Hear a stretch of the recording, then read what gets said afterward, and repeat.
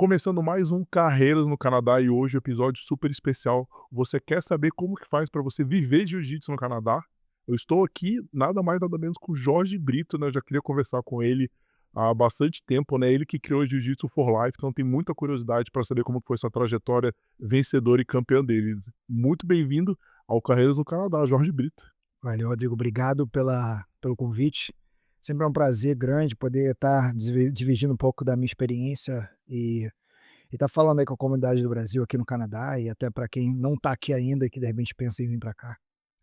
Show de bola, né. Então, vamos lá, como que começou nessa sua trajetória, né, do jiu-jitsu?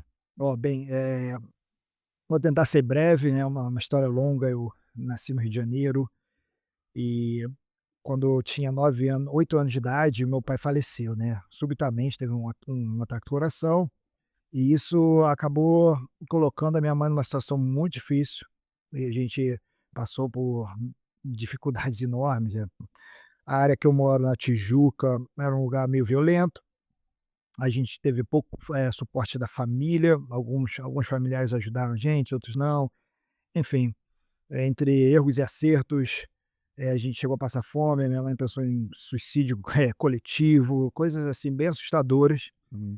E eu era e eu como fuga, eu ficava muito na rua, eu jogava muito futebol, né, e o futebol foi meio que desaparecendo na minha vida, porque falta de oportunidades, assim, eu não era bom de bola, mas eu era a única coisa que eu via como uma opção. E eu cheguei a jogar na América ali, como federado, nas cremas aí, então o campo da América, que era na Campos Sales, no Andaraí, muda para Nova Iguaçu, e com isso fica inviável tá indo para lá naquela sem suporte, sem pai, minha mãe sozinha cuidando de 2 filhos. E então eu paro de só fico jogando futebol na rua, peladinha aqui e ali, e nessa um grupo de amigos meus começa a treinar jiu-jitsu numa academia pequena, e eu nos primeiros 2 ou 3 meses eu não me interesso, não quero esse negócio de ficar me enrolando com homem não, que é muito comum, né, e num dia a gente ia para um jogo de futebol, nessa eu já estou bem envolvido com torcida organizada. Que é a parte de você entrando na adolescência, né, então eu vou lá acompanhar eles, esperar eles para encontrá-los e ir para o Maracanã, a gente morava muito perto, para quem conhece o Rio de Janeiro, no bairro da Tijuca, morava na Usina, então era muito perto do Maracanã. E aí então um dia eu vou lá e pra esperar eles para o jogo e sou flamenguista, tá, para quem estiver ouvindo aí.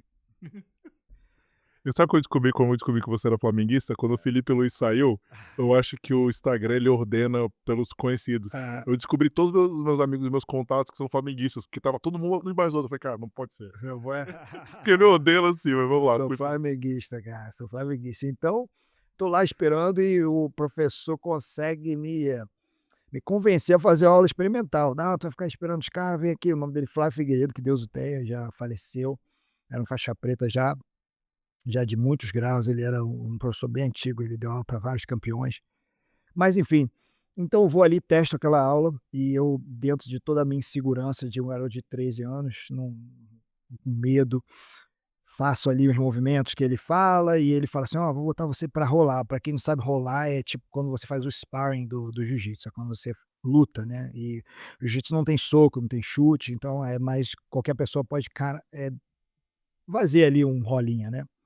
E eu consigo dar um estrangulamento no cara lá, que também era um iniciante, e aquilo me deu um sentimento de poder. Não um poder arrogante, mas um poder de que eu me senti capaz de alguma coisa.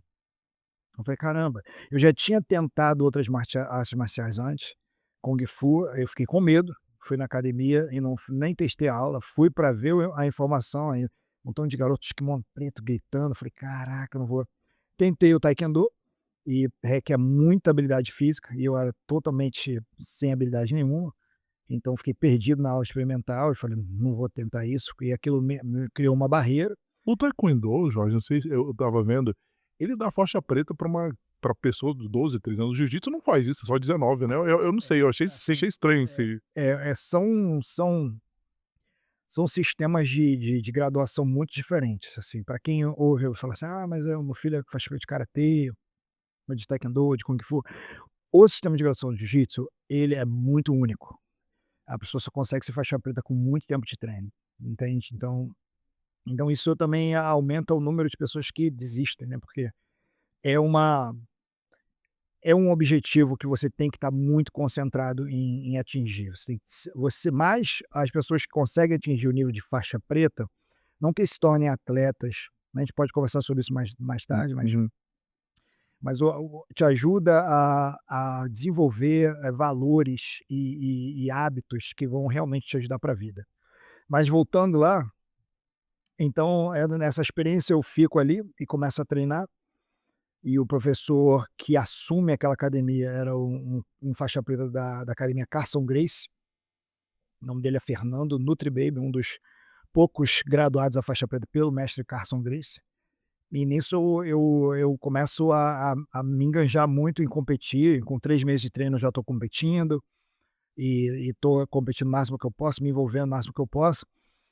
Participo de algumas seletivas na academia famosa da Figueiredo Magalhães, e lá, represento a Carson Gracie por um campeonato brasileiro por equipes. Só que esse meu professor ele decide mudar para uma outra cidade, para o Espírito Santo, e eu meio que fico órfão. Naquele momento você qual que era a sua faixa, né? Eu era faixa azul, Tá. faixa azul. Hum. E quando ele se muda para o Espírito Santo, a academia para as operações e não tem professor, então tem que escolher um lugar para treinar. Nesse momento eu já tenho alguns amigos que treinam. E nisso eu conheci um garoto chamado Fábio Aieta, que é um grande amigo meu de infância, que era primo do Vinícius Aieta. Vinícius Aieta é um dos professores titulares da Academia Gracie Humaitá. E é também da Academia Gracie Tijuca, que é uma ramificação da Academia Gracie Humaitá no bairro da Tijuca. E naquela época era no Clube Monte Sinai, era o maior tatame da América Latina. Então, todos os treinos mais importantes da Academia Gracie Humaitá, eles eram feitos na Academia Gracie Tijuca. O time de competição praticamente maior estava lá, apesar da Gracie Humaitá ter campeões pelo Brasil inteiro. Isso é o ano de 97 ou 98, 97. 97. Então, eu chego lá e sou bem recebido pelo Fábio, e ali eu já conheço o professor Saulo Ribeiro e também o professor Roller Gracie, que é como se fosse o mestre da academia, e tem os outros professores que dão aula. E nesse momento eu já estou praticamente assim, vendido para o jiu-jitsu, estou indo para a escola para completar. Então, quando eu acabo ali o segundo grau, a gente tem um campeonato mundial de jiu-jitsu. Eu não consegui competir, porque tinha uma seletiva, eu participei da seletiva, mas não venci.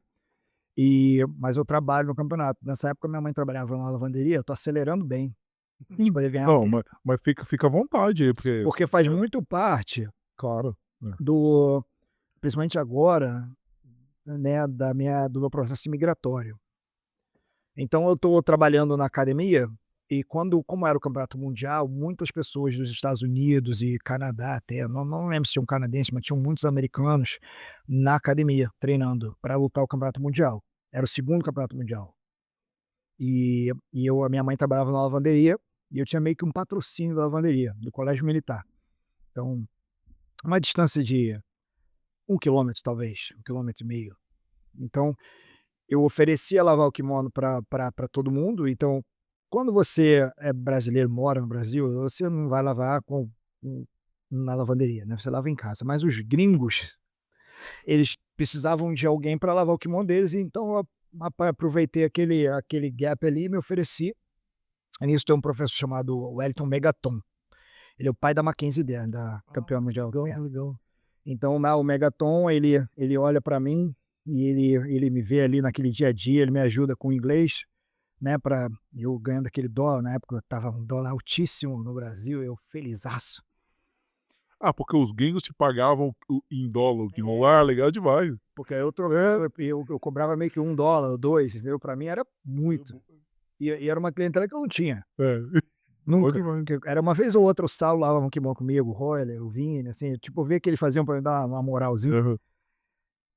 E aí nessa, cara, o Megaton um dia me chama no lado e fala assim: "Olha, cara, você gosta de jiu-jitsu mesmo, mas você trabalha bem, cara. Mas ó, vou te dar uma dica. Eu sei que ser campeão é uma coisa que todo mundo quer, mas não vai pagar tuas contas. Aprende a falar inglês e aprende a dar aula, porque no futuro vai ser o futuro é lá". Ele já estava morando fora, então ele me contou um pouco como ele morou. Ele mora no Texas, Ele me contou um pouco como é que foi o processo dele de ida para o Texas, isso em 97, né, pô, tem muito tempo. E eu fiquei com aquilo na cabeça e no final de semana a gente vai para o campeonato mundial e era o primeiro ano que tinha um novo placar, uma coisa que não tinha no jiu-jitsu, era uma bandeirinha, o pessoal anotava e tinha um placarzinho, hoje em dia até é legal, são delas, né.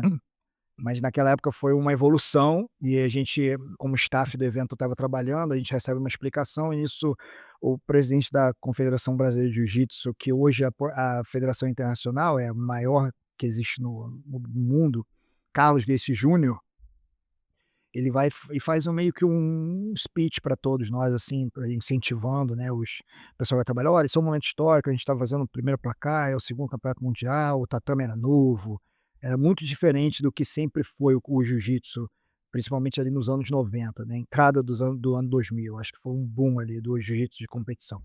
E ele fala que: "Olha, o futuro isso aqui vai ser muito maior". Para você ter ideia, o último campeonato mundial de master teve mais de 6.000 atletas. Caramba. E ele Mas fez o jiu-jitsu é uma febre mundial, né, assim, ele fez uma outra declaração parecida com o que ele fez, que eu até me emocionei de ouvir, falando que a gente ainda está no começo, né. Então eu naquela hora eu me lembrei daquele garoto de 17 anos sentado ali olhando para aquilo falando aí eu falei: "Cara, eu vou viver jiu-jitsu, minha vida vai ser isso". Então eu estava naquele momento de ter que ir pra universidade ou fazer um vestibular, que até fiz, mas não passei, fiz pra educação física, e não passei para nenhuma faculdade, que não fosse paga, né.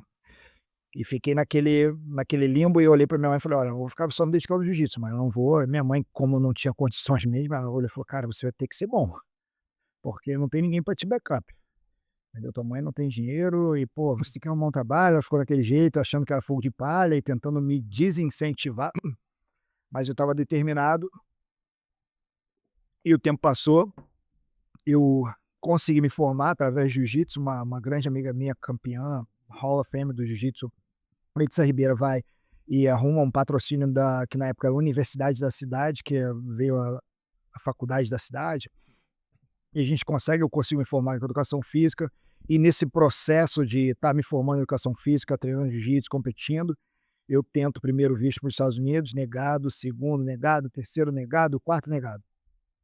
E então, fica difícil. Eu já começo a minha carreira no MMA, né, que era o vale tudo virando MMA, eu ainda era meio híbrido, ainda tinha umas regras muito diferentes do que é hoje. você faz isso no anos 2000 ali, mais ou menos, no Em início. 2004 foi minha primeira luta de MMA. Você já era faixa preta de jiu-jitsu Não, também, né? de marrom ainda.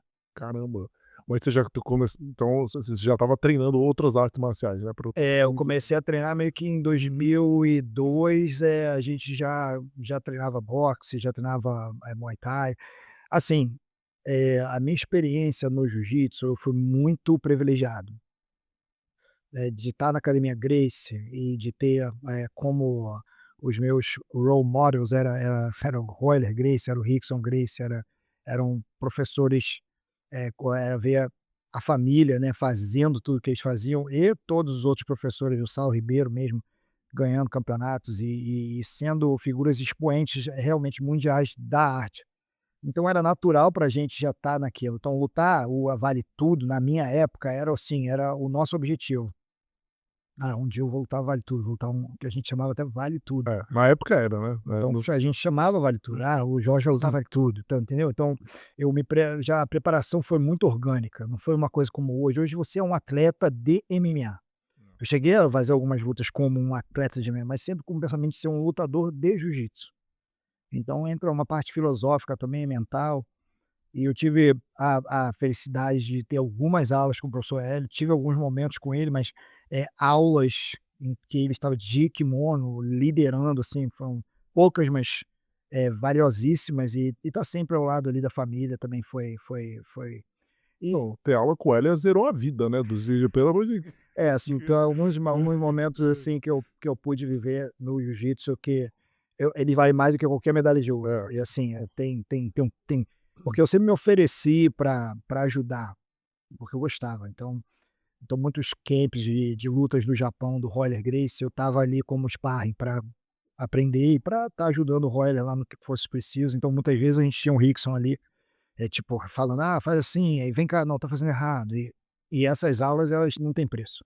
Eu falo assim, você pegou o jiu-jitsu da fonte, né. Da Ah, Eu não tenho o que reclamar, eu Hum. realmente, eu via assim, eu fui dessa geração que foi muito feliz, essa geração de quem era do Rio de Janeiro, do começo dos anos 90 até meio do ano 2000, até mesmo 2010, né, que assim, eu vim para Hum, cá 2008, mas hum. eu acho que o grande marco do jiu-jitsu, que começou uma nova geração, foi em 2007, quando o campeonato mundial veio para os Estados Unidos. Então foi quando eu já tinha 4 vídeos negados, e eu vi essa oportunidade e falei: "Cara, eu não posso ficar de fora desse campeonato, é histórico". Foi em Los Angeles. Então, eu fui lá, fiz o requerimento do visto, e todas as outras vezes eu ia lá com cartas de trabalho, que na verdade eram mentiras, entendeu. Então a vida também te ensina muito, e eu acho que nesses momentos aí de luta, eu já tinha feito algumas lutas de MMA no Brasil, e eu tive uma derrota que foi a melhor derrota da minha vida, aí que me redirecionou, me deu eu estava indo para um lado e fui para o outro. Aprendi, assim, eu acho que eu conheci Deus de verdade depois daquela derrota, e eu aprendi que nada que você faz que seja com: "Ah, vamos tentar um jeito aqui", não dá certo. Pode até aparentar que vai dar certo, mas não dá. E eu reparei isso, quando eu fui lá, eu fui sincero pra caramba, eu cheguei lá e falei assim: "Olha, eu vou lá, vou lutar o Campeonato Mundial de Jiu-Jitsu e vou voltar". E eu estava determinado que não importa se qualquer oportunidade aparecer pra mim, eu não vou ficar, eu vou voltar. E eles me deram um visto de 15 dias, e eu fui lá, competi o Campeonato Mundial, primeiro Campeonato Mundial de Jiu-Jitsu, fiquei lá 14 dias pra aproveitar ao máximo. E fiquei maravilhado, falei: "Cara, é isso que eu quero pra minha vida". Fui pra Califórnia, né, fiquei com alguns amigos meus lá em San Diego, que estão lá até hoje, e essa experiência realmente abriu meus olhos, eu falei: "Cara, é aqui mesmo, não tem como". Então meu sonho mesmo era Califórnia. Uhum. Voltei para o Brasil, eu estava noivo na época, falei com a minha noiva, falei: "Olha", que hoje é minha esposa, temos 2 filhos, falei: "Cara, ano que vem eu vou pedir outro visto e vou lá ver o que acontece, vou tentar arrumar um lugar para dar aula", porque já quando eu fui dessa vez, já apareceram oportunidades, mas eu não queria quebrar a minha palavra até com o consulado, que eu falei: "Eu não vou ficar". E voltei, e nisso que eu volto, eu tinha muito tempo atrás o meu irmão, ele descobriu que por a gente ser português de família, né, o meu avô era português, meu avô, eh, mudou para o Brasil em 1900 e vai lá que se vai, sem documento, foi para o Brasil dentro de um navio, então ele não tinha documento nenhum, mas ele tinha um irmão que queria muito também ir pra Inglaterra, meu irmão mora na Inglaterra, e ele tinha feito uma pesquisa de como pegar esse documento do meu avô para poder, e tinha pago um qual o nome? Alguém de cartório, né, pra Era judeu sefardista ou seu porque teve um negócio do pô, eu acho que não funciona mais, mas que quando você descobria que a linha era judeu sefardista, meio que você conseguia a cidadania portuguesa ou era um entendi. não, eu sei que ele pagou essa pessoa, que era tipo algum office lá de Você é um despachante qualquer igual aqui, despachante, exato, exato, essa palavra, despachante, mas, cara, nunca tinha resultado, não aparecia nada, então nessa época eu estava treinando MMA numa equipe chamada Black House. A Black House nessa época foi quando ela nasceu, ela ainda existe, né, mas quando ela nasceu no Brasil, ela era o time do Anderson Silva, eu Nossa, fiz parte lá de camp do Anderson quando ele ganhou o primeiro cinturão dele. que legal. Ele treinava lá com a gente, grande exemplo, viu, o Vitor Belfort treinar junto Eu ia com te perguntar isso, era Lyoto carioca, Machida, eu falei: "Pô, com certeza, o Vitor nessa época aí". Lyoto Machida, assim, era interessante a dinâmica, o Lyoto ia lá de vez em quando, aí treinava perto de algumas lutas, porque o empresário deles, o Jorge Guimarães e o Ed Soares, eram eram praticamente assim, eu não era empresariado por ele, mas ele que arrumou todas as minhas lutas de MMA praticamente no Brasil, porque o gerente da Academia Gracie era um rapaz chamado Carlos Henrique Pena, trabalhava com o Joinha, que é o Jorge Guimarães. Então a gente tinha um relacionamento direto com o Joinha, que também era colado com o Royler, então o Joinha ajudava não só eu, como o Fabrício Camões, que é um grande lutador do MMA, um irmão meu, que abraço aí, Morango, Uhum. que lutou também no UFC e coisas assim, e ali naquele time ali eu consegui ficar como o número 1 dos 70 quilos e fiz várias lutas pelo pela Black House, E numa dessas eu escuto falar que um dos coordenadores tinha conseguido a cidadania dele, porque a mãe de um grande campeão do jiu-jitsu, o Amaury Bittetti, era cônsul de Portugal lá. Então eu falei: "Pô, eu vou perguntar". E aí eu já sabia que alguém conhecia, cheguei em contato dela, porque aí foi muito fácil, era a mãe do Amaury Bittetti, e a gente já ali no jiu-jitsu desde sempre, não foi muito difícil chegar no acesso dela, no professor Vini Zaeta, que também conhecia e tal. Ela falou: "Tá bom, filho, dá aqui o seu nome, que é o nome do seu avô, a gente vai ver o que a gente pode fazer por você". E ficou esquecido.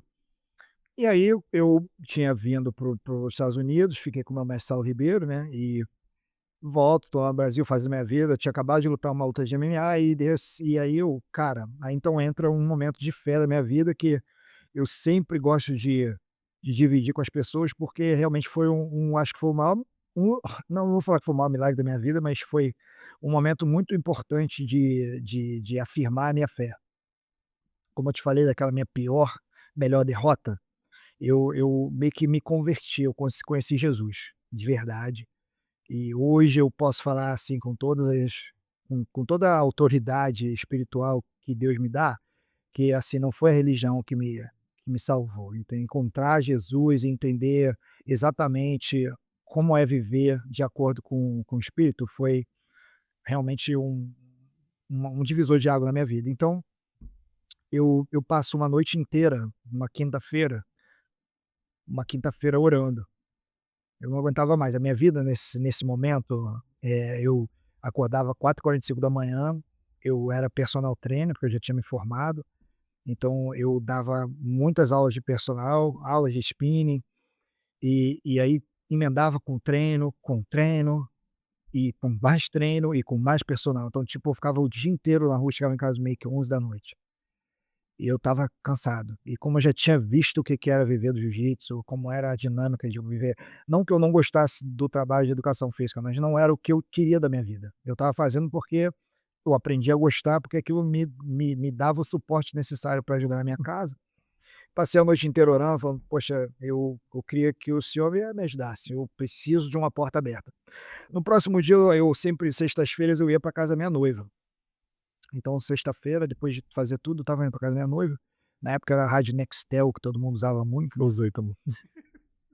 Então, esse meu professor, esse meu mestre, o Saulo Ribeiro, me manda uma mensagem e fala assim pra mim: eu tenho um rapaz em Toronto, que é afiliado da gente agora, ele quer um professor lá full time, pensei em você.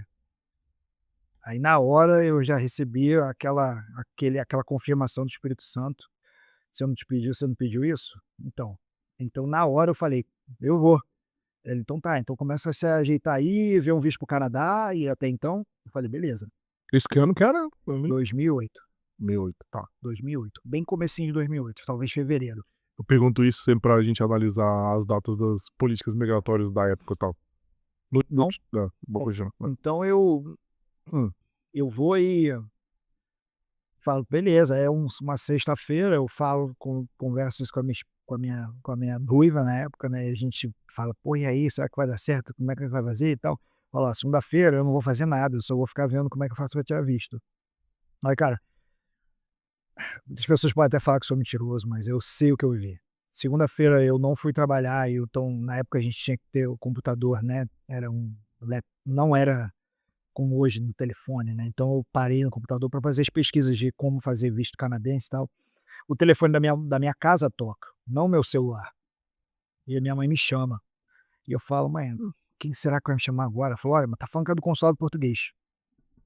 O consulado português tinha conseguido já fazer toda a linhagem da minha família e eles estavam me chamando lá para eu fazer a minha cidadania. E aí eu pergunto: "Eu posso fazer passaporte também?". "Pode". Cara, que sensacional isso, né. Assim, na Dá um segunda-feira foi muito incrível. Aí eu falo: "Beleza, quanto é que custa tudo isso?". Aí me falam: "Era alguma coisa em torno de R$ 350 ou 400, alguma coisa assim", eu não lembro exatamente o valor, mas lembro que eu tinha uma conta universitária do Banco Real, e eu fui lá e tirei tudo que eu podia. E sabe, fiquei, assim, com uma insegurança danada de não pagar o especial, que era o especial bem pequeno, mas consegui ali o Mas dinheiro. tinha aquela propaganda, né, como que é? Você pode pagar em 10 dias no cheque especial do Banco Real, né? Era isso, É, o mas tinha negócio desse aí, era isso. entreguei minha idade agora também, né? Falei: "Cara, como é que eu vou pagar isso?" Eu falei: "Cara", eu olhei de novo e agi com fé, falei: "Olha, Deus, o Senhor, se isso for mesmo tua vontade, eu vou conseguir". E cara, eu parado assim, lá paguei, fui, fiz, e alguns dias depois, a gente recebe um telefonema de uma seguradora. O ano passado, em 2007, a minha avó tinha falecido. E quando a minha avó tinha falecido, eu estava num processo de discipulado na igreja que eu frequentava, que por acaso eu até não me batizei lá, mas isso é outro papo, que tinha muita teologia para. Mas eu estava num processo discipulado e eu tinha um pastor que a gente fez uma amizade muito legal. E eu s naquela e a minha avó, ela era muito obesa, então ela recorrentemente ela ia para o hospital. E parecia já uma coisa normal na nossa família: "Ah, tua avó tá no hospital de novo". E ela era muito, muito desligada da gente. Mas aí nesse dia que ela estava no hospital, essa noite, eu sonhei que eu que eu estava lá, e que eu tinha que estar lá com o meu pastor. Então aquilo ficou na minha cabeça. E eu amanheci, liguei para o meu pastor e falei: "Você quer ir comigo lá no hospital onde está minha avó?" Ele falou: "Vou". Eu falei: "Acho que ela precisa de uma oração". E a gente foi lá e ela estava já entubada, muito mal, mas ela estava consciente. Então a gente vai lá, ele vai, a gente ora junto e ela aceita Jesus. 2 dias depois ela falece. Isso foi naquele ano, né. Então um ano passou, outro, tinha um ela tinha feito um segurinho de vida pequeno e tinha um negocinho para mim e para o meu irmão, que era exatamente o que eu precisava pagar no banco, Caramba. a minha parte. Então com isso eu consigo meio que ficar livre. Aí eu pego a minha moto, vendo. Eu tinha uma motinho que eu custei para pagar, e vendo, e fui para o Canadá. Aí consegui pagar um montão de coisa, deixar minha mãe, tipo, boa por alguns meses, e venho para o Canadá com $200. $200. Caramba, arriscadaço também, né. Mas enfim, Eu já muitas falava coisas tinham inglês, acontecido, né. eu já falava inglês, eu já sabia dar aula, Ah, eu tinha certeza. eh, eu acho que, assim, a primeira coisa que você precisa, independente do, né, visto, a gente sabe que tem essas tecnicalidades todas. Você tem que ter um objetivo claro na tua mente. Você tem que saber para onde você está indo e por que você está indo. Eu acho que, independente de eu estar no Canadá, podia estar na Califórnia, podia estar, eu ia estar preparado, porque eu me preparei para aquilo. Não foi uma coisa assim: "Ah, o Jorge, que por acaso ele começou a dar aula de jiu-jitsu", que não tem nada errado, tá. Tem muitas pessoas que encontram os seus talentos mais tarde, mas assim, eu creio que eu fui preparado para isso. Eu estudei na melhor escola de jiu-jitsu. Eu fiz educação física para me tornar o melhor professor, entender de treinamento esportivo, fisiologia do esporte. Eu estudei inglês. Como eu ia nas escolas de inglês e pedia patrocínio. E aí uma escola aceitou, o Brazos, e me deu um curso de intensivo numa escola que era 7 horas da manhã, lá na Rio Branco. Então eu ia lá e aguentei 6 meses do curso, que tinha que ter todo dia, e tinha nossa, pesado. e quem fez brasas, são assim, você tem toda o que é em um mês eles fazem uma semana, então tu tinha que entregar aquilo tudo pronto. Então, mas aquilo já me deixou à frente. Eu já dava aulas particulares para quando meus professores não estavam lá, para alguns gringos. Então quando No eu che Brazos era um curso muito bom, eu lembro, e era foi deu respeitado. bastante. Hoje eu posso falar que eu falo inglês fluente, sem problema nenhum. E a base foi, eu cheguei já me comunicando, foi muito bom. Então eu acho que preparação com objetivo definido, vai te fazer ser bem-sucedido. Então se você quer vir para o Canadá, então, se a pessoa está vindo para o Canadá, eu vejo, assim, eu conheci vários brasileiros aqui, eu conheci vários, até outras nacionalidades, que às vezes as pessoas vêm com aquela ideia assim: "Ah, eu vou para o Canadá porque lá é melhor". Só que as pessoas esquecem que elas vão se desvincular totalmente da cultura que elas viveram a vida inteira. Uma coisa, cara, eu vou vir aqui, vou passar um período, vou ver se eu gosto, para depois pensar no que eu posso fazer aqui. Não vou falar que você é mais inteligente ou menos inteligente, mas quem faz isso, às vezes, tem mais a tendência de falar não. Você ouviu falar naquela, é uma expressão que fala assim: queima os barcos dos Sim. piratas. Não sei exatamente como é, mas é assim, tu tem que queimar o barco, cara. É tipo, eu vim sabendo que eu falei: "Não volto". Hum. Ou vou me dar bem lá ou vou me dar bem lá. Então, Sem um plano B, né, não tem plano B, é só o plano A.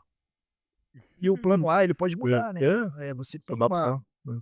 mas eu mas você consegue visualizar o que você quer, então você traz para a realidade, cara. Às vezes as pessoas têm são muitas dúvidas que vão te cercar, são muitos, vão ter muitos problemas que vão aparecer. Mas se você não pensar um pouco num objetivo, qualquer coisa vai te fazer desistir, se você não tem um objetivo. Então o cara vem cá: "Eu quero ganhar dinheiro no Canadá". Mas vai ganhar dinheiro como? O que você está disposto a fazer lá? Você tem um plano de ação, aonde você se vê em 5, em 10 anos. Então se a pessoa não tem esse mínimo, não é uma preparação, mas esse mínimo planejamento, vão aparecer, vários obstáculos e a pessoa vai desistir. É muito difícil morar no frio. É muito difícil ficar fora, longe da família. Então, se você não está realmente, eh, sentando numa coisa assim, e não pode ficar contando com apoio de comunidade: "Ah, vou lá, vou me juntar com os", não cai nessa, porque cada um aqui está correndo atrás do seu também, cara. Então, o que a pessoa que está ali contigo o tempo inteiro, daqui a pouco te abandona e vai para outra província, porque é ali que o PR dela vai sair, entende? E eu já vi muita gente sendo mal por isso. Tá acontecendo uma aumentou o número de pessoas fazendo isso, inclusive pessoas que já têm até o PR e já têm cidadania indo pra lá por melhores oportunidades, custo de vida mais barato. Eu conversei com alguns policiais, eles estão indo pra lá, estão pedindo transferência para o Alberta, tá uma galera tendo para o Alberta. Tem Alberta, tem É, pô, o Canadá ainda é um país ainda vazio, né, é. pra bem dizer, né, BC, são mas enfim, até me perdi onde a gente estava, mas foi assim, cara, e aí Você falou que saiu o seu passaporte, depois o passaporte português, aí você veio pra cá e você veio primeiro com fui $200. pra San Diego, Ah, isso aí não foi. fiquei lá alguns dias esperando o o rapaz que vai fazer a proposta, que é o Josh Report, que é o dono da academia Toronto DJ, ele é dono do prédio, ele é dono da academia. Então ele chegou lá, ele já tinha tido experiência com alguns outros professores e precisava de alguém para ficar lá, ele já tinha se associado com esse meu professor. Então não foi bem tranquilo, quando eu cheguei eu comecei a aplicar, todas as técnicas, claro que de 2008 para hoje, né, desenvolveu muito mais, assim, o nosso sistema de ensino, a nossa metodologia toda definida, a gente tem tudo, eu tenho cursos de instrutores que todo ano a gente faz, nas nossas escolas a gente preconiza que todos os professores façam parte do curso para aprender a dar aula de jiu-jitsu dentro dessa visão que é a Jiu-Jitsu for Life. Mas dentro disso eu comecei a me envolver também com a organização de campeonatos. Entendi, mas antes, voltando um pouquinho, porque você, a Jiu-Jitsu for Life, se não me engano, foi 2016, não foi que você fundou? Mas até você Chegar lá. fundar, vamos lá. Então, quando eu cheguei aqui pela academia Gracie Muay Thai, na verdade, porque todo mundo era uma família só. E foi o Saulo Ribeiro que me trouxe aqui, ele era o dono da Ribeiro Jiu-Jitsu. E aí então eu fiquei aqui e até um tempo acho que se eu não me engano em 2010 a Ribeiro Jiu-Jitsu se torna uma filiação independente da Gracie Muay Thai, o que não afetou nada do meu relacionamento com ninguém da academia Gracie, porque isso foi um movimento orgânico. Hã. A Ribeiro Jiu-Jitsu se andar por si só é uma coisa muito natural, e então eu fico como representante da Ribeiro Jiu-Jitsu, e eu começo a formar muitos professores também, né, com faixa preta, eles começam a abrir suas próprias academias, e a gente começa a ter a nossa metodologia definida, e nessa, algumas coisas, de negócio, de gestão, eu começo a querer realmente explorar esse meu lado do do Jorge empreendedor, que na verdade a gente sempre no Brasil a gente sempre aprende a empreender, né. Desde pequeno você tem que dar um jeito para alguma coisa, a gente chama de dar um jeito, né. Eu vejo que então a necessidade de eu ter uma bandeira minha começou a ficar maior a cada ano que passava, porque eram mais faixa pretas meus, e eu não queria ficar fazendo eu comecei a me sentir como na casa do meu pai querendo falar: "Bota a televisão aqui". Então por respeito ao meu mestre, eu falei: "Ó mestre, eu vou ficar independente, vou fazer aqui o meu trabalho", e a gente E o mestre aqui no Canadá, ou o seu mestre estava no Brasil? ele estava em San Diego, na verdade. Ah, verdade. Tá. Hoje em dia a Ribeiro Jiu-Jitsu existe, o mestre está lá no ele tá mora no Ceará e a Ribeiro Jiu-Jitsu é praticamente a Six Blades, aí eu já não participei muito mais dessa história, não sei exatamente como é que eles definem lá mas cara, eu não tenho foi uma experiência maravilhosa esse parte da Ribeiro, eu aprendi pra caramba com o Saulo e com o Alexandre Ribeiro, que é o seu irmão, que é 2 vezes campeão mundial absoluto, e que na verdade vem todo mundo ali daquela raiz da Gracie Muay Thai, sempre foi uma família muito grande e é normal, existem outras pessoas pior da Gracie Muay Thai também, que têm suas próprias bandeiras. Assim como veio da outras escolas como Aliança, a própria Gracie Barra, que tem a Renzo Gracie Jiu-Jitsu, que tem a Gracie Barra, que tem a Rings. É normal, porque também o business se desenvolveu, o business do jiu-jitsu se desenvolveu. Porque quando você é franqueado, né, você tem que seguir, né, como empresa, seguir as regras e as instruções da empresa, né, você não tem liberdade para fazer nenhuma mudança que você queira. E você estava dizendo, você sentiu essa necessidade de ter o seu próprio do jeito que você Negócio. cria o seu negócio, É. Então a gente ainda está assim, apesar de estar indo completar 10 anos, a gente hoje ainda é apenas uma afiliação, eu não tenho ainda eu estou desenvolvendo o projeto de franqueado, mas eu tenho muito cuidado com isso, Uhum. porque se você não tem uma estrutura muito boa, você começa errado. Então, para começar errado, eu prefiro não começar. Eu estou muito atrelado também no que diz respeito à organização de eventos. Então a gente trabalha muito. Na verdade, quando você falou que eu sou fundador da Jiu-Jitsu for Life, a Jiu-Jitsu for Life ela está abaixo da OJJC, que é a Hum. Organization do Jiu-Jitsu Canada. O que que é esse body? Essa empresa, ela, ela, ela, ela faz eventos e ela toma conta da Jiu-Jitsu for Life. Então, Hum. nos eventos, hoje eu faço eventos para a IBJJF, que é a International Brazilian Jiu-Jitsu Federation, que é a maior federação do mundo no Canadá. Eu represento, ajudo eles aqui, sou colaborador. Assim como para a ADCC, que é o Abu Dhabi Combat Club, que também é o maior evento de grappling. É gigante, né, isso é enorme, né. Então, eu faço. E tenho a minha marca, que é a Next Gen, que é a minha parceria minha com o Josh, que é o dono da Toronto BJJ. Então, de meu empregador, hoje nós somos parceiros de negócio, tem um relacionamento maneiro, ele entende bem a minha parte do que eu faço e ele também é meu parceiro na Jiu-Jitsu for Life. A gente fundou junto essa marca e a gente gerencia como a gente pode. Ele tem uma marca de kimono, eu tenho um outro patrocínio, mas a gente consegue coexistir e ver bem. Ah, Next Gen eu não sabia, George, eu não sabia que você estava lá, né, que eu vi Next Gen. Legal, interessante, legal, bom saber, legal. A gente o Next Gen, ele foi um projeto de expansão do jiu-jitsu no Canadá. Quando eu cheguei aqui, como eu te falei, então eu cheguei aqui em 2008, tudo muito diferente, eu vi que eu tinha muito para contribuir. Então eu comecei a querer me envolver na comunidade e vi que existiu uma certa resistência, normal, já esperava isso, porque um cara de fora chega, eu não era conhecidaço, tipo, chega aqui um Roger Gracie, aí todo mundo: "Ah, Roger Gracie", mas lá no caso era o Jorge Brito. Quem é Jorge Brito? "É, tá bom, o cara é um casca grossa aí". Então quando eu falava para os organizadores de evento que: "Ah, eu consigo organizar evento", eu já tinha um evento meu anual no Brasil, chamado Copa Tijuca. Já tinha feito 4 anos e tinha uma imagina que eu cheguei com 28 anos de idade, desde os, sei lá, 13 eu trabalhava em campeonato, 14. Mas assim, nada contra a comunidade do jiu-jitsu, né, fazer isso, mas assim, pela que eu já conversei com 208 pessoas, assim, o mercado canadense para qualquer coisa ele é fechado. Para qualquer coisa que você vem de fora, porque você quer implementar uma coisa, eles demoram para te dar abertura, para você mostrar: "Cara, eu sei fazer isso", entendeu. Depois você começa a fazer dar resultado, aí beleza. Você entrou pra galera do time deles ali, entrou, mas até você conseguir entrar, pra qualquer área, já conversei assim, com a área que você quiser, todas as histórias são muito semelhantes ao que você tá falando. Protecionista, né, Exata protecionista. Então, quem exatamente. já estava aí, já tinha alguns brasileiros envolvidos, então eu enfrentei uma resistência grande. Mas aí, depois de muita conversa, eu já tinha preparado uma equipe para trabalhar num campeonato, fiz um campeonato interno na minha academia, só para preparar uma equipe, que eu sabia que era uma coisa inédita aqui, eu via que eles faziam um evento ainda como a gente fazia em, sei lá, nem lembro, que até mesmo na época que eu comecei já era mais avançado do que era aqui. Com respeito, mas achei vi que eles tinham vontade, e isso era legal. Então eu fiz, assim, um evento chamado Copa Ontário. Então, o Josh, né, na época, depois de muito convencimento, ele resolveu apostar e ele investiu mesmo pesado no evento.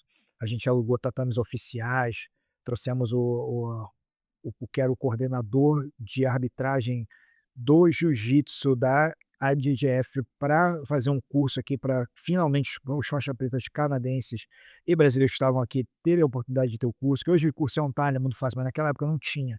Então eles poderiam se afiliar à IBJJF, que o objetivo era trazer a IBJJF.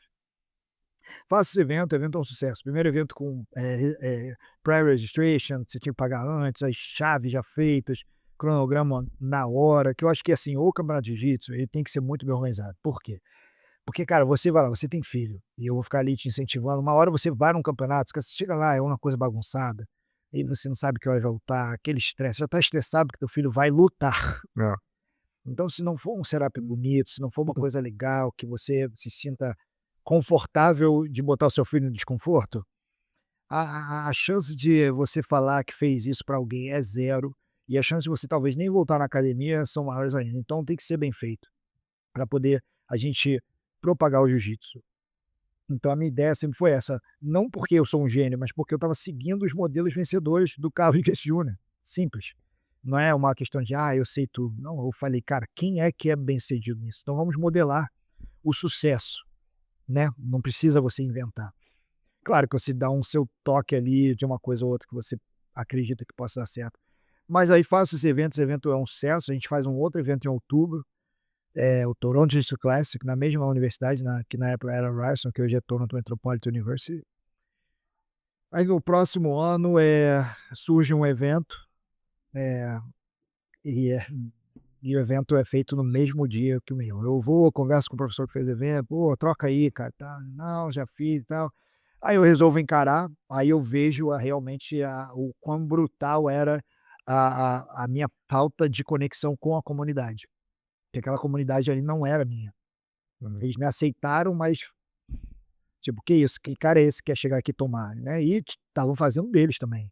Não levo muito para esse lado pessoal, eu levo como negócio de negócio mesmo. Então o cara fala: "Pô, a gente trazer o nosso, a gente dá espaço para esse cara, a gente perde".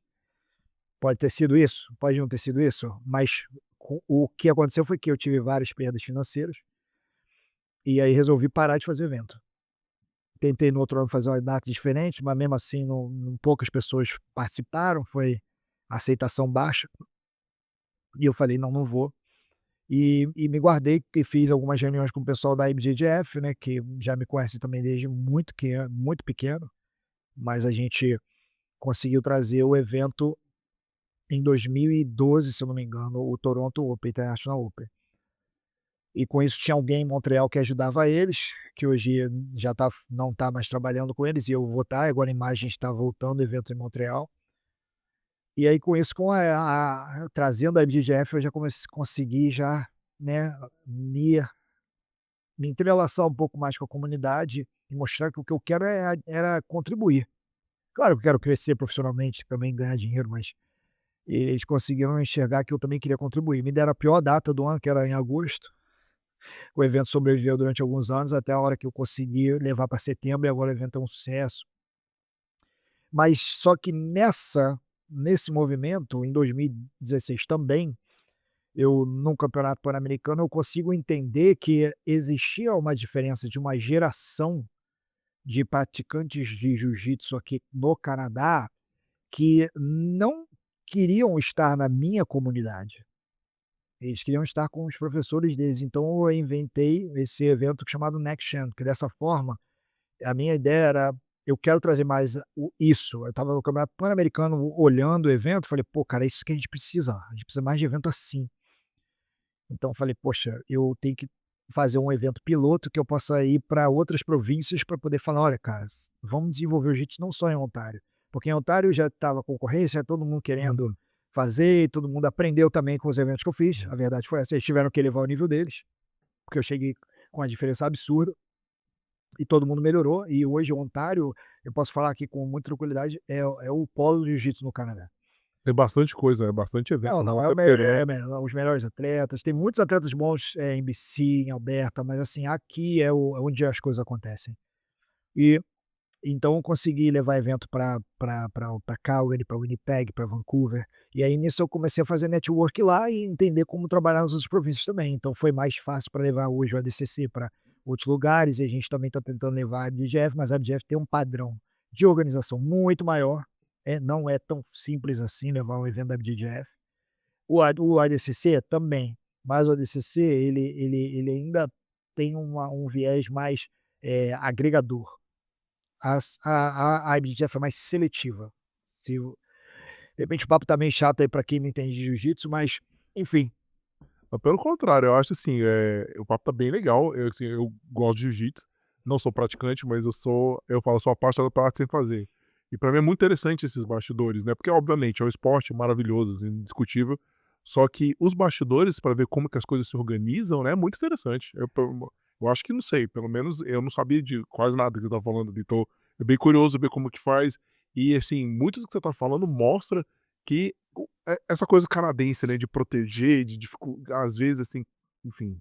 E mostra legal como você foi superando essas adversidades, né. É meio Velho Oeste, cara. Você chega lá na cidade, aí vão falar: "Pô", tipo agora eu tô levando um evento pra Calgary, é a terceira vez que eu vou pra lá, né, mas a gente teve um hiato lá, mas eu resolvi que pelos números fazia um sentido levar um evento do ADCC pra lá. A gente tá chegando lá dia 4 de abril, a data não é a melhor, porque é no meio É. da Páscoa, mas o evento está com uma boa tendência. Eu peguei um ginásio menor, pensando nisso, pra gente chegar lá de novo e falar: "Ó galera, a gente veio para trazer isso para vocês". Então, não então e o que eu vejo é que quando a maré sobe para um, sobe para todo mundo, cara, entende? Eu acho que assim, porque eu ganho, ninguém precisa perder. Então, sabe, quando alguém fala assim: "Ah, vai abrir uma outra academia aqui perto de Etobicoke", eu falo: "Que ótimo, vai fazer eu trabalhar mais forte, Uhum. vai fazer eu ter que melhorar o meu padrão de atendimento, vai ter que e isso melhora todo mundo, porque o meu competidor também vai melhorar". E no maior ainda, olhando numa bigger picture, cara, a minha intenção é ser meio que um evangelista do jiu-jitsu, cara. Eu acho que assim, o jiu-jitsu ele é uma ferramenta que está disponível aí para todo mundo, que desenvolve você pra caramba, cara. É assim, é muito completo. O jiu-jitsu é para todo mundo? É. Talvez não é todo mundo que seja para o jiu-jitsu, vão ter pessoas que não vão conseguir fazer. Mas tem uma boa, grande parcela da população que não sabe nem o que é ainda. Não sabe nem que isso é possível, vê como assim apenas uma atividade de criança, por exemplo. Por quê? Porque isso fica muito ali, nebuloso entre os outros esportes de luta, como o judô, o taekwondo, o karatê. Então, o adulto que mais se beneficia do jiu-jitsu são pessoas com mais de 30 anos. Interessante, não É sabia. é porque é um hobby muito bom de se praticar. Porque ele vai te ensinar a tomar decisão sob pressão, ele vai te ensinar a regular suas emoções, ele vai te forçar a ficar mais saudável, e ele vai te trazer sempre para um momento de reflexão com o seu próprio ego, porque sempre vai ter alguém melhor que você, vai ter sempre alguém alguma coisa que você vai ter que aprender. Então quando você está trabalhando, esse tipo de mentalidade, isso se torna um hábito. Então toda vez que Hum. você for tomar decisões, toda vez que você e a gente vive tomando decisões, a nossa vida ela é baseada em tomadas de decisão, desde a hora que você levanta da cama, até a hora que você vai dormir, você está tomando decisão, o que que você vai comer, como você vai falar com a tua esposa, como você vai falar com o teu filho, como é que você vai falar com o teu amigo empregado, que tipo de investimento você quer fazer, o que que você está pensando daqui a 10 anos. E o jiu-jitsu a prática da arte marcial do jiu-jitsu te ensina que você tem que fazer tudo com intencionalidade, porque tudo que você faz mais ou menos não dá certo, e o preço é muito caro que você paga, é o teu pescoço, é o teu braço, e o sentimento é real, apesar de não mudar nada na tua vida. "Ah, eu fui no treino hoje, caraca, a garotada lá me bateu, estrangulou", aí tu volta pra casa, cara, eu já vi homem grande me ligar chorando, assim, 40 anos. E acontece de ficar mesmo ali, porque não sabe controlar a emoção e dividir que aquilo ali não é real, aquilo ali foi uma prática de um esporte. Mas aquele sentimento, você tem que trabalhar aquela ansiedade, aquela raiva ou aquele overjoy, você tem que se trazer para um momento de balanço emocional, aquilo ali é real. São armas que você vai ter, emocionais de controle. E isso você vai se ver em situações como essa em vários momentos da tua vida. Às vezes vão ter momentos que você vai estar enfrentando um desafio muito grande financeiro. de ter que dar um salto de fé, de, pô, fazer um investimento grande em alguma coisa, ou então às vezes de largar um trabalho para procurar uma coisa que você é apaixonado, ou às vezes até de, segurar um pouco na paixão e fazer o que tem que ser feito porque tu tem uma família. É é tão é tão complexo que o que eu vejo é hoje a gente precisa preparar mais instrutores para poder passar essa mensagem para os alunos. E aí a gente ficar um pouco fora da parte esportiva. "Ah, então por que você promove tantos eventos esportivos?" Porque é o momento em que a gente se junta. Como eu estava te falando, não pode ser o fim, é o meio.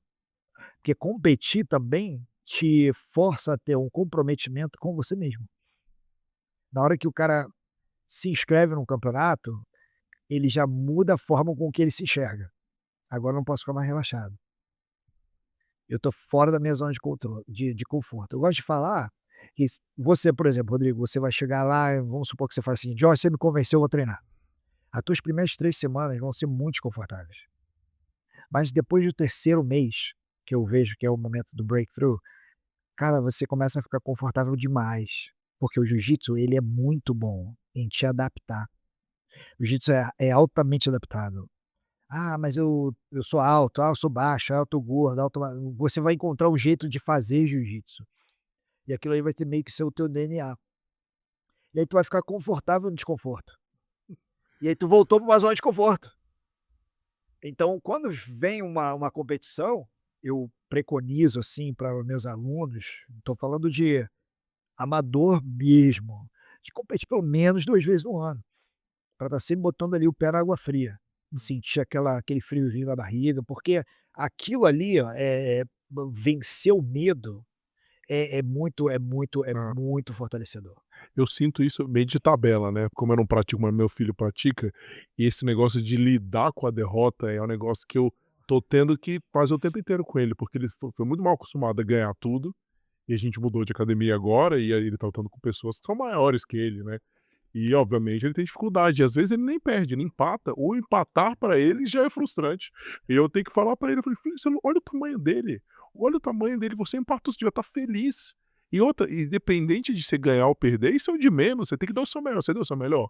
Eu só falo isso, você deu o seu melhor? Foi o melhor que você podia? É isso, bola pra frente. Por mais pais como você no jiu-jitsu, né, porque tem uma por isso que, assim, tem que educar todo mundo, entende? Não é todo mundo que consegue ter essa visão.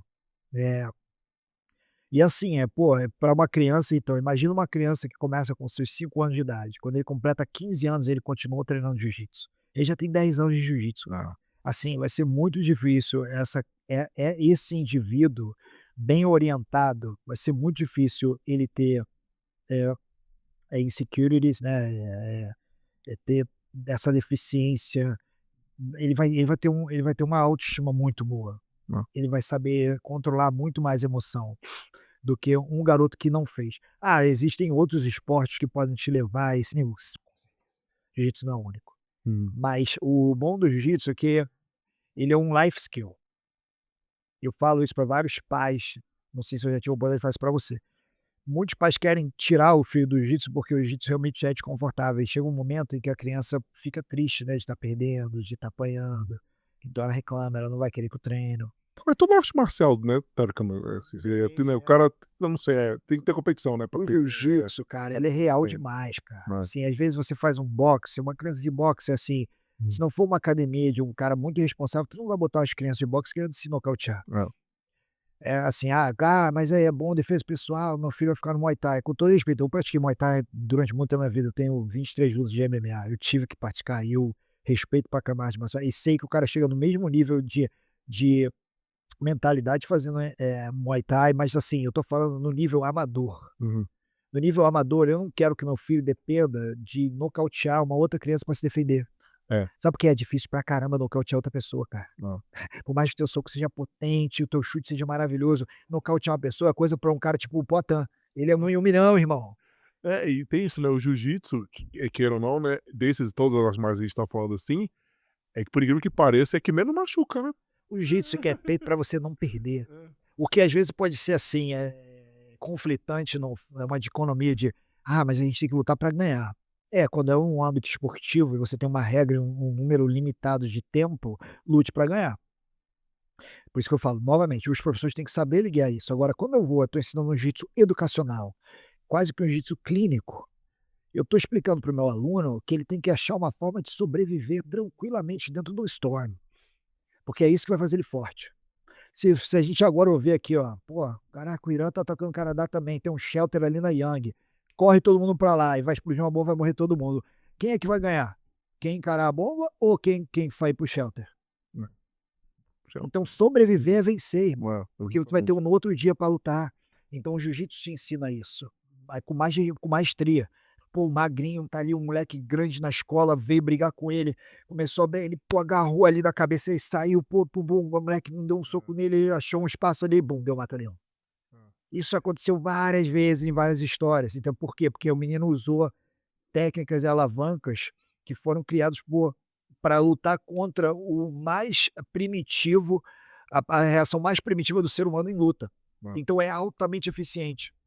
E é legal isso que você tá falando, a dificuldade com ele falou que ele tem a instrução clara, desde o início eu falei, não é pra você usar o seu jiu-jitsu no colégio, desde meu filho, né, desde que, obviamente, se alguém te atacar é diferente. Só que esse desde que ele tá com dificuldade, ele falou que outro dia no colégio, o garoto deu um soco no nariz dele.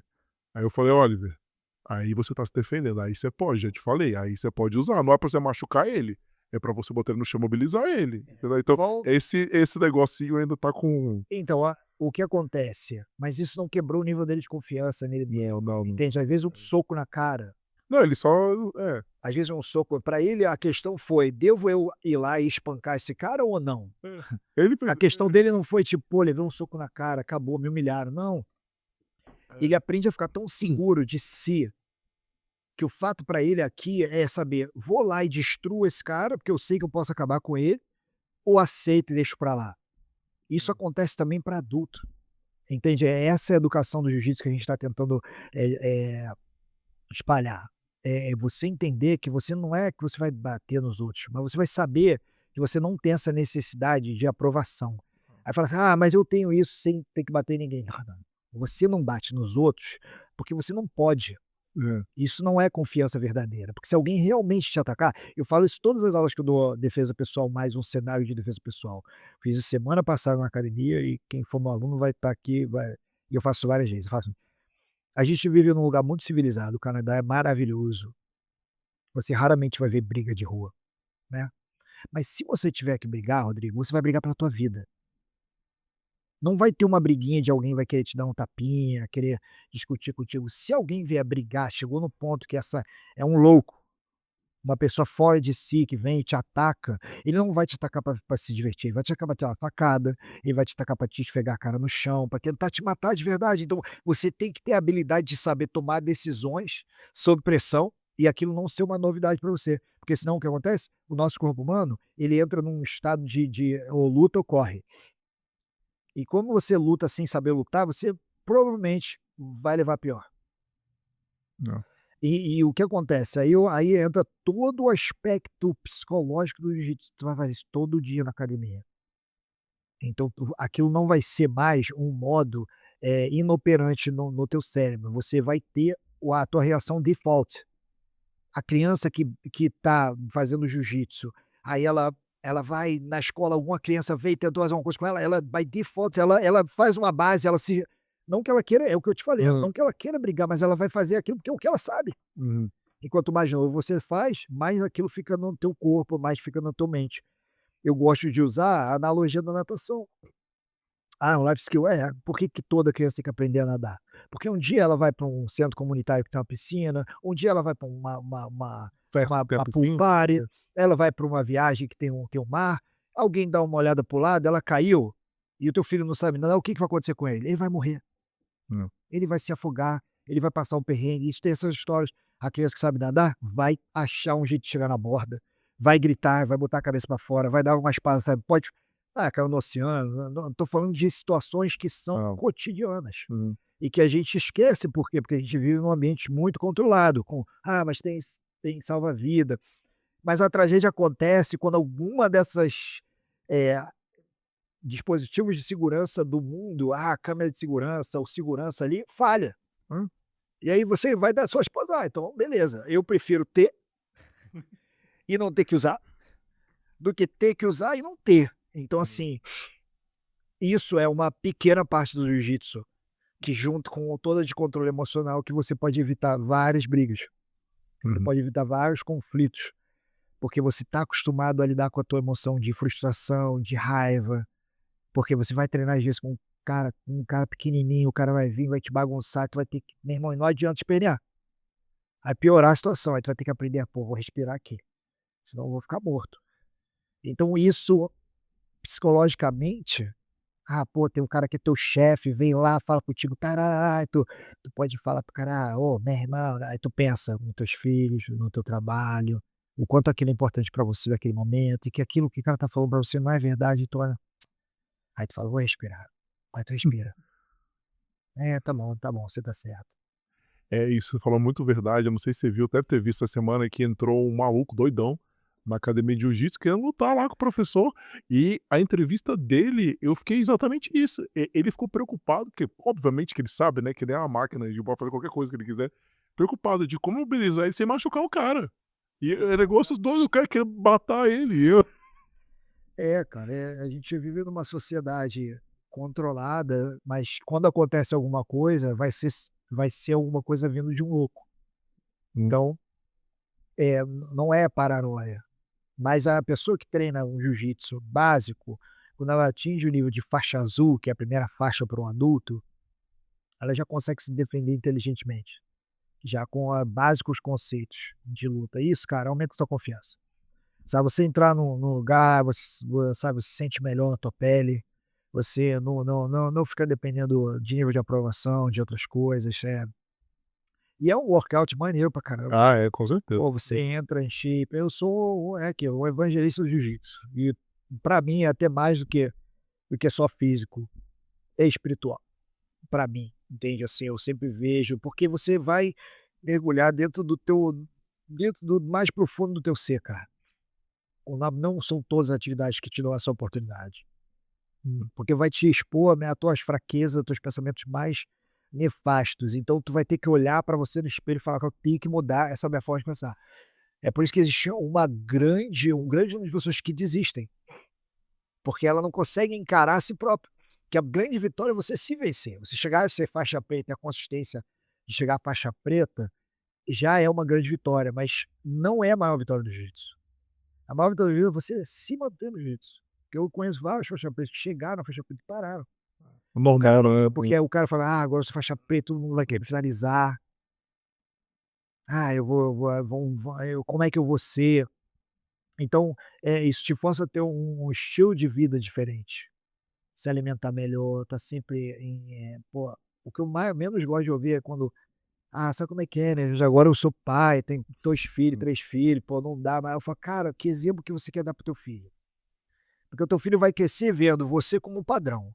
Então você se alimenta mal, você não faz uma atividade física, você não faz um sacrifício para se cuidar, e aí teu filho vê aquilo como padrão. E quando ele tiver filho, ele vai fazer o mesmo. Então a gente vai manter aquele ciclo, não quebra. Pô, fala: "Cara, ó, tá vendo, papai tá cansadão, sabe o que vai fazer agora? Vou lá pra academia treinar". Ainda que não seja o jiu-jitsu, você vai fazer uma musculação, vai correr, escolhe uma atividade para o teu filho ver. Eu fico feliz se for jiu-jitsu. Procure uma escola afiliada a Jiu-Jitsu for Life Team, mas a gente tem que ter esse clique de cara, eu vejo toda hora, assim, o meu filho, minha filha, eles estão me observando o tempo inteiro. A Hum. gente é o padrão, o jeito que a gente fala, Hum. o jeito que a gente reage às coisas na rua, do jeito que a gente, decide, fazer alguma coisa para nossa vida. E Uhum. quanto mais velhos eles ficarem, mais eles vão observar. E o jiu-jitsu vai te dar coragem para encarar desafios, porque você vai entender que você pode sobreviver, Uhum. né, porque você está acostumado já, se você vivenciar esse jiu-jitsu verdadeiro, né. Jorge, deixa eu perguntar, voltando um pouco lá, então quando você porque você, beleza, você criou a Jiu-Jitsu for Life, mas você abriu sua academia também, foi na mesma época ou foi uma Não, coisa... não, a Jiu-Jitsu for Life, a academia eu abri agora em 2023, em março de 2023, a gente tá pra fazer 3 anos aí de academia, da Itobi Kobe DJ. É um projeto, na verdade, né, porque assim, a Trônica DJ ficou tão estabilizada, a gente formou tantos instrutores de excelência que assim, Eu falo: "Cara, eu vou pegar esse tempo, deixa os caras dando aula aí, eu vou abrir uma outra academia para tentar ser uma flagship, para a gente Uhum. tentar fazer um modelo de franqueamento". É por isso que eu estou ali quebrando cabeça, vendo sobre gestão, aprendendo sobre isso. Eu acho que todo projeto de long term, você tem que ter paciência, né. Entendi. Não é uma paciência agressiva, Sim. aggressive patience.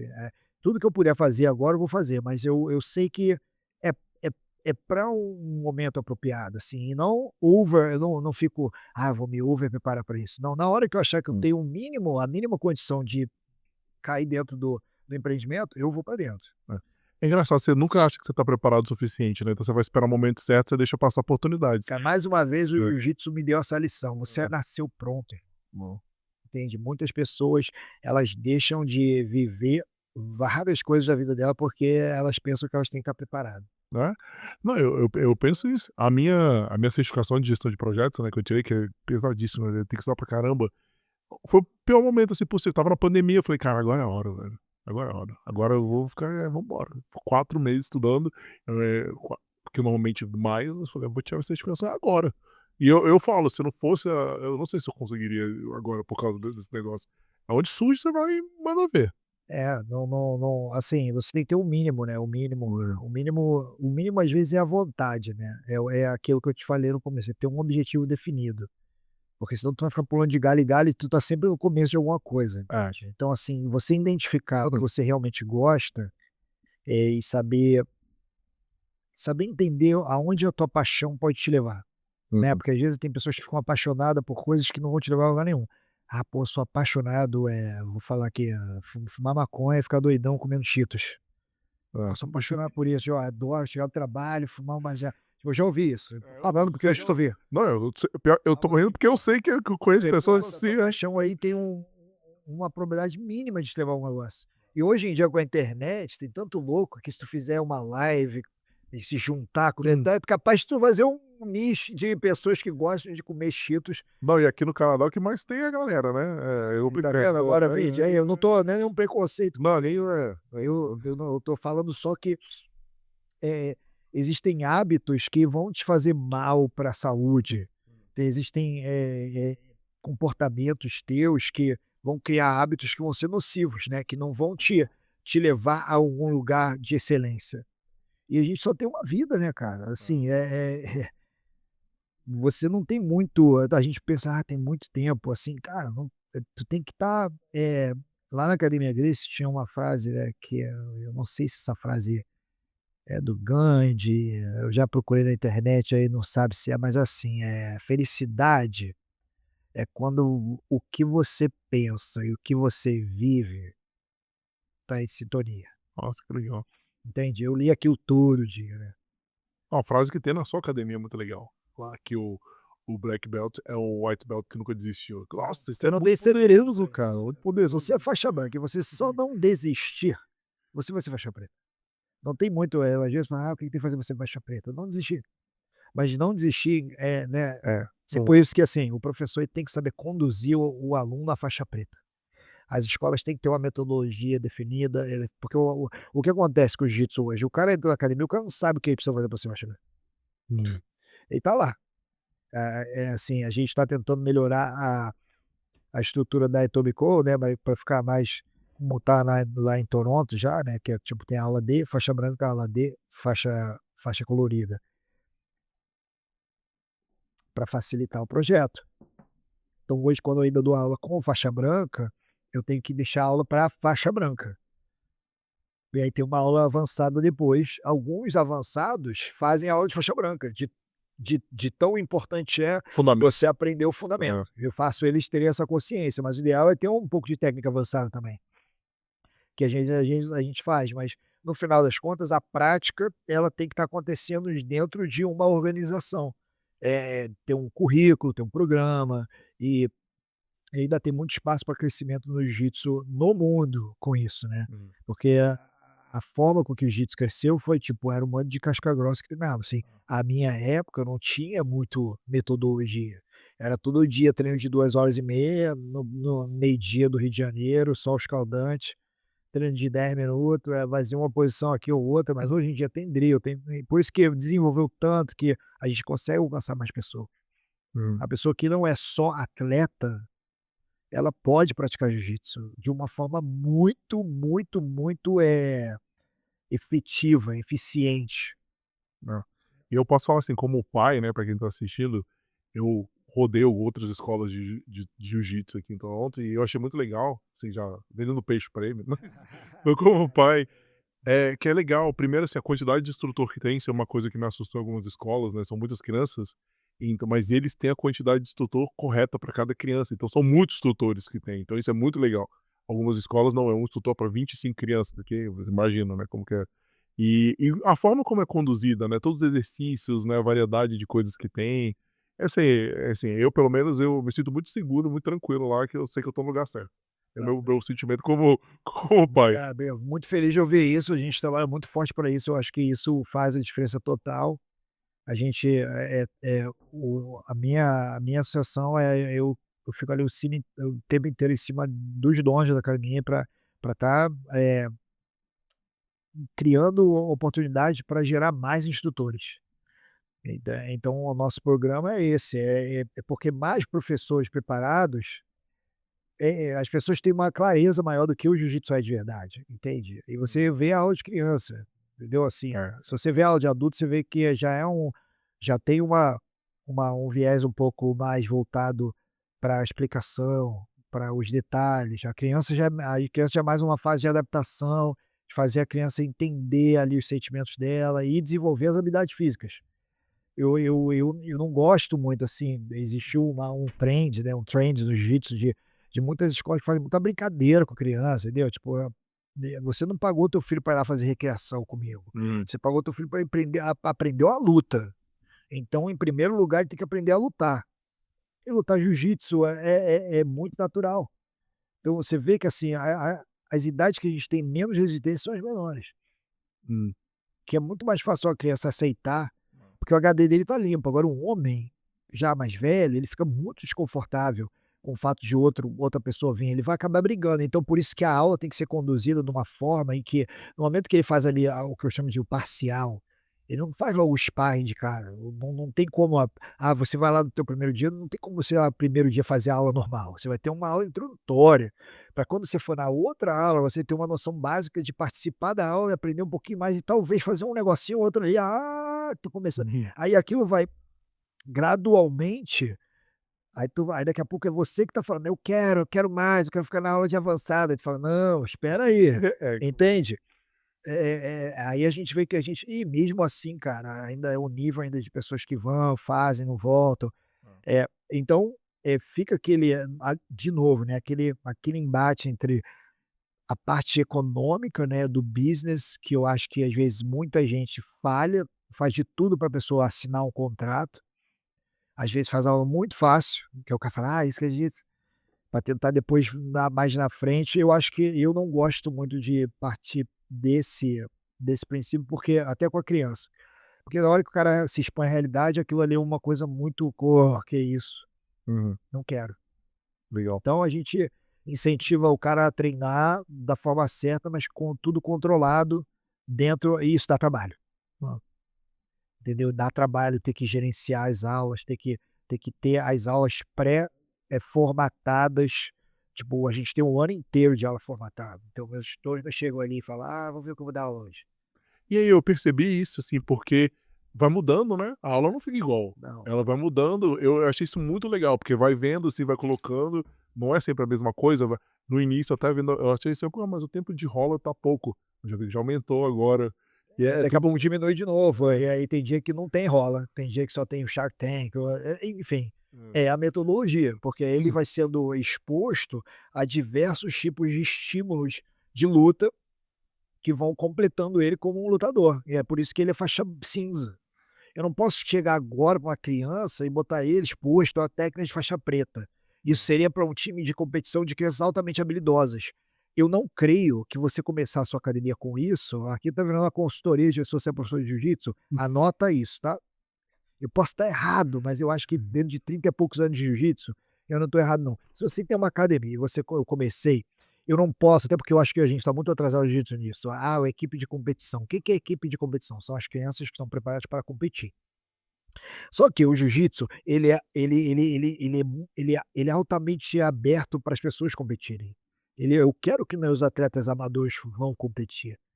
Então, só que eu não posso chegar e fazer com que a competição vire o objetivo maior das crianças. Porque a criança, ela não pode virar atleta tão nova, a não ser que ela queira, que ela mostre muito entusiasmo e o pai fale: "Pô, então vou alimentar essa vontade dela". Porque, cara, o que tem de pai e mãe que vive o sonho no filho, Ah, cara, assim, eu já vi coisas absurdas. hum. Tem um nível normal, que é normal que, pô, que maneiro. Quer ver o filme? É normal, É. normal, eu tenho isso com meu filho, eu tive que parar de ver aula do meu filho, da minha filha, assim, eu deixo meus instrutores, o da Toro BJJ, eles dão aula, eu quase não dou aula para meus filhos, porque eu acho melhor assim. Mas existem níveis absurdos da criança, tipo assim: "Cara, o que que eu tô fazendo?". Aí você vê, assim, nitidamente aquela criança não quer ser competidora, mas o pai leva pra tudo que é campeonato. "Ah, um dia vai pay off". Pela minha experiência, eu vejo essa criança, logo que ela pode tomar as decisões dela, ela fala: "Não quero mais, tchau". O Então pai bota muita pressão no filho, né. muita. Então, assim, tipo assim, por isso que lá na minha academia, como foi na Toro BJJ, hoje a gente tem um time de competição na Toro BJJ. Aí fala assim: "Pô, mas a Toro BJJ é conhecida como", vocês podem dar Google aí, é como uma das academias mais, completas e que mais venceu títulos na história do jiu-jitsu canadense. Você hoje dá aula na Toronto BJJ Uma vez a semana. e na Etobicoke BJJ? Uma vez a semana. Na Toro BJJ, 2. Tá, o que é Etobicoke BJJ é a sua? É minha. É a Toronto BJJ você Eu e o Josh. tá, tá, entendi. Mas eu sou lá, head instructor emérito. Agora eu sou Entendi. só vovô lá, só vou lá só pra sair na porrada com a garotada, eu adoro. Eu ainda treino muito, cara, entendeu? Tipo assim, é é o que eu te falo, é um estilo de vida, Ah, meu. Mas eu conheço várias pessoas que fazem isso. E na Etobicoke eu ainda desenvolvo muito trabalho lá, até porque eu quero formar outros instrutores que eu possa ter a confiança como eu tive com os garotos da turma do Midi e falar: "Tá na mão de vocês". é. A galera lá, assim, eu vejo é muito bom, muito dedicada, né, muito comprometida, o clima é muito legal, eu acho, assim. Não, tem que ser, cara, porque assim, você tá mexendo com o psicológico de muitas pessoas. Não que você tenha que, tá preparado para estar falando de vida para as pessoas, mas o jiu-jitsu, ele é uma ferramenta de vida. Por isso que eu chamo a minha associação de Jiu-Jitsu for Life, inspirado no mestre Rickson Gracie, né, porque ele sempre foi uma das minhas maiores inspirações. Para quem não sabe quem é o Rickson Gracie, ele é tipo o número um da família Gracie, ele foi o o cara, entendeu, assim. E eu sempre entendi que apesar de vencer lutas e de ser muito bom, o jiu-jitsu sempre foi uma ferramenta de vida, de desenvolvimento pessoal. Eu percebi isso muito novo e foi, assim, como eu escolhi viver do jiu-jitsu, me ajudou muito a obter sucesso, né. Hoje, poxa, hoje eu vivo assim, ó, eu trabalhei com a educação física, porque o jiu-jitsu me proporcionou me formar. E hoje eu aqui no Canadá, eu nunca trabalhei com nada que não seja jiu-jitsu, nunca tive nenhum outro part-time job, nada. Eu vim pra cá pra dar aula de jiu-jitsu e só dou aula de jiu-jitsu e promovo jiu-jitsu e vivo do jiu-jitsu 100% da minha vida, entende? E eu sei que esse meu lado empresarial, ele foi, ele se fortaleceu com os princípios que o jiu-jitsu me ensinou. Uhum.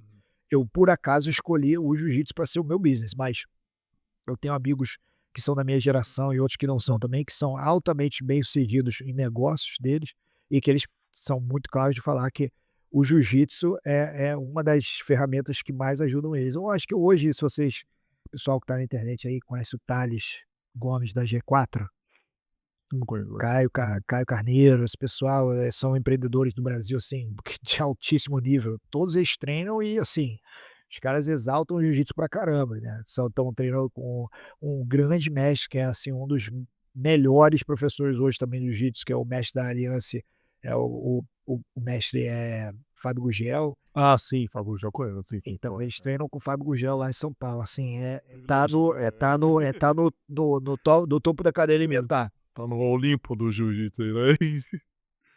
Não, mas é isso, é que, assim, queria, assim, antes da gente finalizar, fala para o pessoal, assim, das suas redes sociais ali, da Etobicoke BJJ também, fala como o pessoal consegue te contactar, de repente você é pai, que nem eu, quer colocar seu filho no jiu-jitsu, ou você mesmo quer fazer jiu-jitsu, É. enfim.